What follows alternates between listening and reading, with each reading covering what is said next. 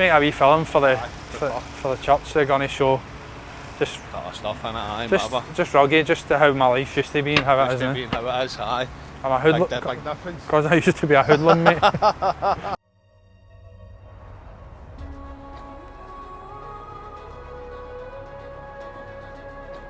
Growing up in Rutherglen, I grew up in this kind of region here, which is central Rutherglen.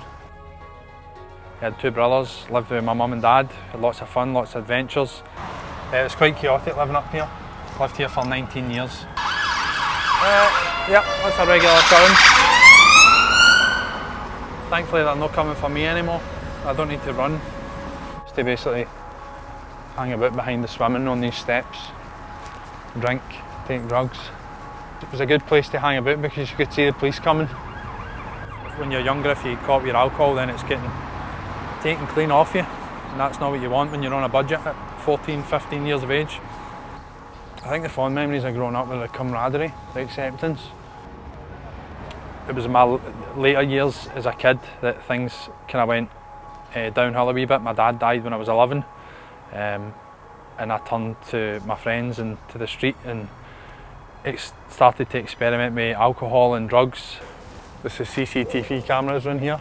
We used to hit them with stones and slingshots and try and smash the screens so they couldn't watch us.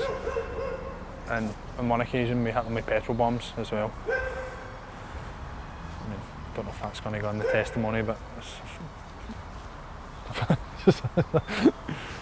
seems like a bit outrageous. Used to gang fight with guys that lived that way, that way, that way, that way. We're kind of central Rutherglen, right in the middle, so we're surrounded by different gangs. In Glasgow, it's a lot about making a name for yourself, but ultimately when you're making a name for yourself, you're just trying to, well in my case it was trying to keep people away from me. For a very young age in my life, there's been a lot of grief. There was my uncle who I was close to, there was my dad when I was 11.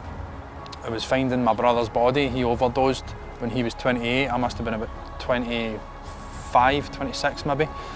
I've had mates that have been murdered, I've had mates that have been run over and died, I've had mates that have overdosed. For a very young age I was told that I would be going to prison, so I'd kind of prepared myself and accepted the fact that I was destined to go to prison. Prison was a bit of a shock to the system, as you can imagine. Locked in a cell quite a lot with hundreds of similar people like myself, criminal backgrounds, drug and alcohol issues, coming from broken homes. I'd always really believed that I would either spend the rest of my life in prison or I'd be killed out here because of the way I ran about. Now, I grew up as a Catholic, so I had some sort of belief in God, and I used to pray and say, God, is this my life? Is this all there is for me in life? And I remember asking God if He's real, to help me, to come into my life and help me. That was a really hard time in my life because things had such a grip on me, especially drug dealing and money. The weight of my sin was too much. I remember breaking down. I was at a Christian conference with some guys for the prison fellowship and just breaking down in tears and just being like, I don't want to live this life anymore. Reaching out to God for help was like a process for me. It was an ongoing process of seeking something higher than myself for help, because I'd been doing this same stuff for over a decade and the results were just getting worse and worse. I think I'm most thankful for another shot at life, a good life, a life with purpose. I'm thankful that I'm not a prisoner anymore. Like, in more ways than one, I'm not a prisoner to my sin.